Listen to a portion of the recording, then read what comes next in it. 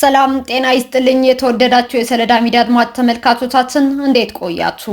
ለዕለቱ መራርጠን ወደ እናንተ ለማድረስ ያዘጋጀናቸው አዳዲስ ትኩስና ወቅታዊ መረጃዎችን ይዘን ቀርበናል። መረጃዎቻችን እየተከታተላችሁ እስከ ፕሮግራማችን ፍጻሜ ከኛ ጋር እንድትቆዩ ከወዲሁ በታላቅ አክብሮት ጋብዛለሁኝ። የትግራይ ታዳጊዎች የጨለመ ተስፋና የባለስልጣናት ልጆች የቢሊየን ብር ቅንጦት የሚያሳይ መረጃ ወጣ። በትግራይ ክልል በአሁኑ ወቅት እየታየ ያለው የሰላም እጦት፣ የፖለቲካ አለመረጋጋት፣ የወጣቶች የግዳጅ አፈሳ ስጋትና የኢኮኖሚ ቀውስ በድሃው ማህበረሰብና በባለስልጣናት ቤተሰቦች መካከል ያለውን ሰፊ የኑሮና የዕድል ልዩነት ይፋ እያደረገው መጥቷል። በአንድ በኩል የክልሉ ታዳጊዎች የመማር ተስፋቸው ጨልሞ በየአደባባዩ ሲንከራተቱ፣ በሌላ በኩል ደግሞ የከፍተኛ አመራሮች ልጆች በሚሊዮን የሚቆጠር የኢትዮጵያ ብር በሚጠይቁ የዓለማችን ውድ ዩኒቨርሲቲዎች ውስጥ ትምህርታቸውን እያጠናቀቁ መሆኑ ከፍተኛ የህዝብ ትዝብትና ቁጣን እየቀሰቀሰ ይገኛል። በቅርቡ በማህበራዊ ሚዲያ ገጾች ላይ በሰፊው እየተሰራጨ የሚገኝ አጭር ቪዲዮ ምስል በትግራይ ክልል ውስጥ ባለው የጸጥታ ስጋት ምክንያት ታዳጊ ተማሪዎች የደረሰባቸውን ስነልቦናዊ ቀውስ በግልጽ ያሳያል። በቪዲዮው ላይ ታዳጊ ተማሪዎች ወደፊት እጣ ፈንታቸው በመደብዘዙ ምክንያት የተቀደሰውን የትምህርት መጽሐፍትና ደብተሮቻቸውን እንደ ኳስ በመወርወርና እርስ በርስ በመቀባበል ሲጫወቱበት ይታያሉ። ይህ ክስተት ህጻናቱ በትምህርት ገበታቸው ላይ ያላቸውን ተስፋ መቁረጥና ግራ መጋባት የሚያሳይ መሆኑን የገለጹት አንዳንድ ታዛቢዎች በክልሉ ባለው አለመረጋጋትና የወጣቶች የግዳጅ አፈሳ ስጋት ምክንያት በሚሊዮን የሚቆጠሩ የትግራይ ህጻናት የመማር እድላቸው መዘጋቱንና የወደፊት ህይወታቸው መጨለሙን ያመላክታል። አስገራሚው ነገር ይህ ተማሪዋ የተመረቀችበት ዩኒቨርሲቲ በአመት ብቻ 94858 ዶላር የትምህርትና ተያያዥ ክፍያዎችን የሚያስጠይቅ ሲሆን የ4 ዓመት የቅድመ ምረቃ ትምህርቱን ለማጠናቀቅ በአጠቃላይ 379432 ዶላር ወጪ ተደርጎበታል። ይህ የገንዘብ መጠን በአሁኑ ወቅት ባለው የውጭ ምንዛሬ ተመን ሲሰላ ከ58 ሚሊዮን 432528 የኢትዮጵያ ብር በላይ የደረሰ እጅግ ግዙፍ ሀብት ነው። ይህንን ጉዳይ የህወሓት አመራሮች ከድሃው የትግራይ ህዝብ የተዘረፈውን የህዝብ ሀብትና ንብረት በመጠቀም የገዛ ልጆቻቸውን በዓለማችን ቁጥር 1 እና ውድ በሆኑ ዩኒቨርሲቲዎች ሲያስተምሩ፣ የትግራይ ድሃ አርሶ አደርና የከተማ ነዋሪ ልጆች ግን መሰረታዊ የትምህርት እድል ተነፍገው ደብተራቸውን ለኳስ መጫወቻነት ከመጠቀም መድረሳቸው በክልሉ ያለውን ፍጹም የፍትህ መጓደል ማሳያ መሆኑም አመላካች ነው። የተማሪዎቹ ድርጊት ጉዳይ በአሁኑ ወቅት በትግራይ ህዝብ በጽንፈኛው ህወሓት ዘንድ ከፍተኛ የቁጣና የቅሬታ ምንጭ እየሆነ የመጣ ሲሆን አመራሮቹ ለራሳቸውና ለቤተሰቦቻቸው ቅንጡ ህይወትን ሲፈጥሩ የክልሉን ወጣቶች ግን ለቀጣይ የፖለቲካ ግጭትና መስዋዕትነት እየዳረጓቸው ነው የሚለው ወቀሳ በከፍተኛ ሁኔታ እየተሰማ ይገኛል። ይህ በእንዲህ እንዳለ በትግራይ ክልል አህሳአ ወረዳ የሚገኙ ወጣቶች ከግዳጅ አፈሳና ገታ ራሳቸውን ለመጠበቅ ጥንቃቄ ሲያደርጉ የቆዩ ቢሆንም ትናንትና ሐሙስ ግንቦት 20 ቀን 2018 ዓ.ም በጽንፈኛው የህወሓት ታጣቂ ኃይል በተለየ ሁኔታ ሰፊ እገታና አፈሳ እንደተፈጸመባቸው ለማወቅ ተችሏል። የአካባቢው ምንጮች እንዳመላከቱት ዕለቱ የወረዳው የገበያ ቀን መሆኑን በመጠቀም የመጡ የህወሓት ታጣቂ ኃይሎች በድንገት ወጣቱን በመክበብ በርካታ ሲቪል ወጣቶችን አፍሰው ይዘው መሄዳቸው ተገልጿል። ይህንን ተከትሎም ወጣቶች በአሁኑ ወቅት እንዳይዘናጉ ራሳቸው እንዲያደራጁና ይህንን ህገወጥ የህወሓት ድርጊት በጋራ እንዲታገሉ ጥሪዎች እየቀረቡም ይገኛሉ።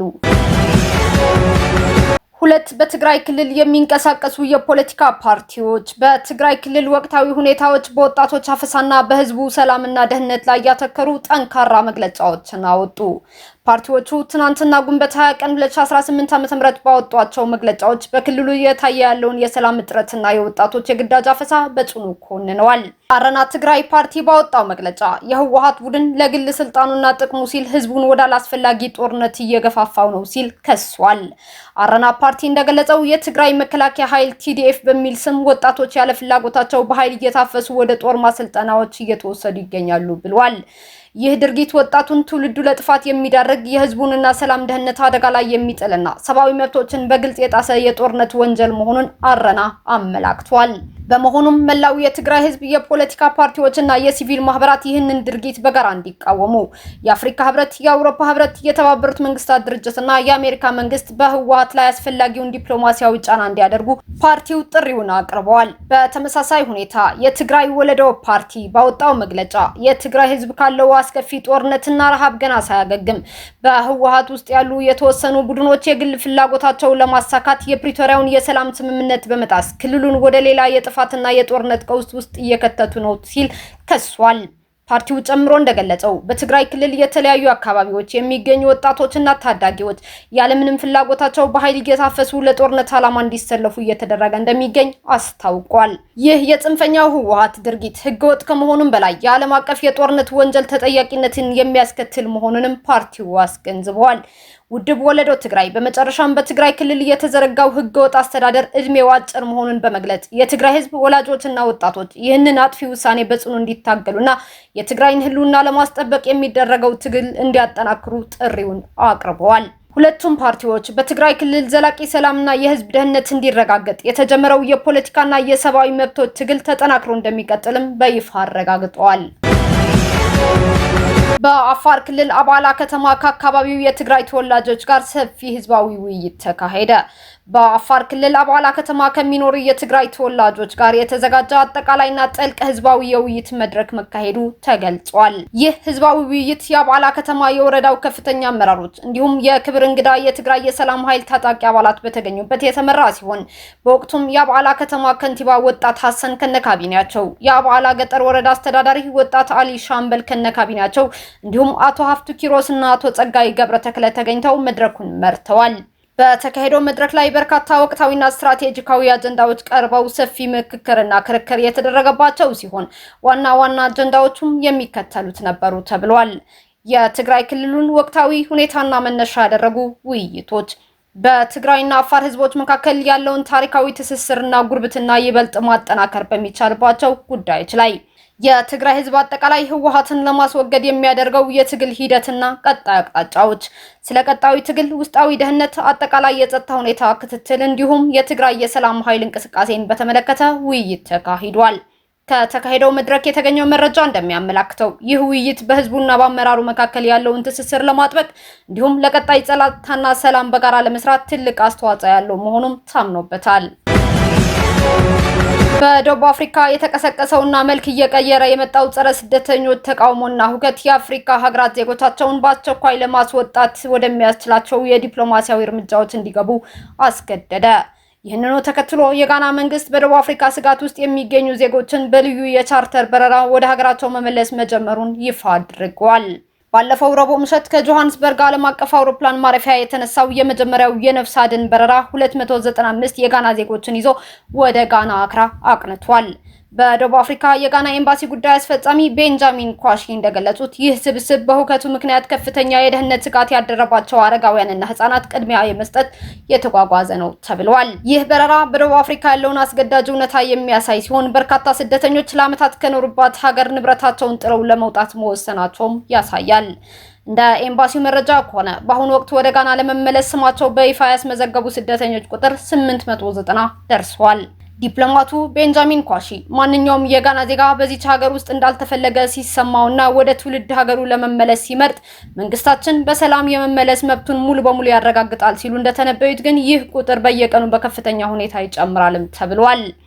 የጋና መንግስት በደቡብ አፍሪካ ከተማሩት አየር መንገዶች ጋር ያለው ውል ያደሰ ሲሆን በሳምንት ባልሞላ ጊዜ ውስጥ ሁለተኛውን የዜጎች ስብስብ ለማስወጣት ዝግጅቱንም አጠናቋል። ይህ በጋናውያን ላይ የተጀመረው ዜጎችን ከደቡብ አፍሪካ የማስወጣት ስራ በደቡብ አፍሪካ ውስጥ ባለው የኑሮ ውድነትና ስራ አጥነት ሳቢያ በባዕዳን ዜጎች ላይ የሚሰነዘረው የጥላቻ ጥቃት ተከትሎ የመጣ ሲሆን በቀጣይ ቀናት ሌሎች የአፍሪካ ሀገራትም ተመሳሳይ እርምጃዎች ሊወስዱ እንደሚችሉ ታዛቢዎች እየገለጹ ይገኛሉ። ሞሮኮ ደቡብ አፍሪካን በመቅደም የአፍሪካ ቀዳሚዋ የኢንዱስትሪ ኢኮኖሚ መሪ ሆነች። በቅርቡ የወጡ የአምራች ዘርፍና የኢንዱስትሪ ምርታማነት ምዘናዎች እንደሚያሳዩት ሞሮኮ ደቡብ አፍሪካን በመብለጥ የአፍሪካ መሪ የኢንዱስትሪ ኢኮኖሚ መሆን ችላለች። ይህ ታሪካዊ ሽግግር የመጣው ሞሮኮ በተለይ በፈጣን የለውጥ ጎዳና ላይ በሚገኙት የሞተር ተሽከርካሪዎች፣ የመኪና ማምረቻ፣ የኤሮስፔስ ማለትም የአውሮፕላን አካላት ቴክኖሎጂ፣ በታዳሽ ኃይልና በኢንዱስትሪ የውጭ ንግድ ኤክስፖርት ዘርፎች ላይ ባሳየችው ሰፊ እድገት መሆኑን ተገልጿል። ሀገሪቱ ባለፉት 10 ዓመታት ውስጥ ከፍተኛ መጠን ያለው የውጭ ቀጥታ ኢንቨስትመንት መሳብ የቻለች ሲሆን ይህም አፍሪካንና አውሮፓን የሚያገናኝ ቁልፍና ስትራቴጂካዊ የአምራች ኢንዱስትሪ ማዕከል እንድትሆንም አስችሏታል ተብሏል። እስካሁን አብራችሁን ከኛ ጋር ስለነበራችሁ እያመሰገንኩኝ በሌሎች መረጃዎች እስክንመለስ እንደተለመደው የሶሎዳ ሚዲያ ቤተሰብ በመሆን ላይክ፣ ሼር፣ ሰብስክራይብ ማድረጋችሁን አትርሱ። አዳዲስ ትኩስና ወቅታዊ መረጃዎቻችን በቶሎ እንዲደርሷችሁ የደወል ምልክቷን ይጫኑ። ስኬት፣ ድልና ሰላም ለኢትዮጵያ። ሶሎዳ ሚዲያ